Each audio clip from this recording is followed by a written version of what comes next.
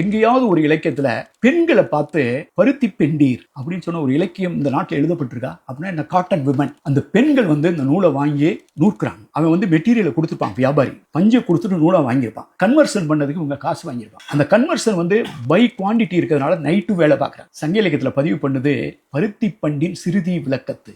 Night உட்காந்து வீட்டில் நூல் நூத்துட்டு இருக்கா. ஏன்னா அதை கன்வெர்ட் பண்ணி கொடுத்துட்டா காசு கூட கிடைக்கும். அதை சங்க இலக்கியம் சொல்லுது. அதே மாதிரி பருத்தி பெண்டின்னு 2 இடத்துல சொல்லுது. ஆளில் பெண்டின் தாளில் செய்த. வீட்டில் அப்பா இல்லை, அப்பா செத்து போயிட்டானா இருக்கும், அல்லது புருஷன் செத்து போயிட்டா இருக்கும், அல்லது புருஷன் ஓடி போயினவனா இருக்கும். ஆளில் பெண்டிருங்கிறது ஆம்பளை ஆள் இல்லாத பெண்கள் சங்க இலக்கியம். அந்த ஆம்பளை ஆள் இல்லாத பெண்கள் தங்களுடைய வாழ்வாதாரத்திற்காக செய்த இந்த பருத்தி தொழில்னால அவங்களுக்கு பருத்தி பெண்டிருங்க. எங்கேயாவது கேள்விப்பட்டிருக்கீங்களா?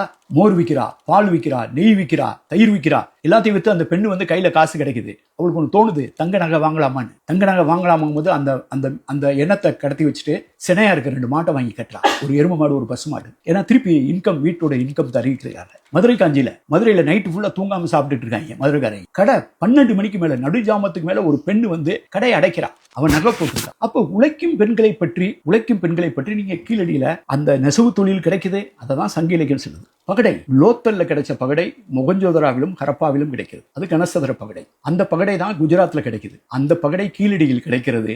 அந்த பகடையை சங்க இலக்கியம் பதிவு செய்கிறது.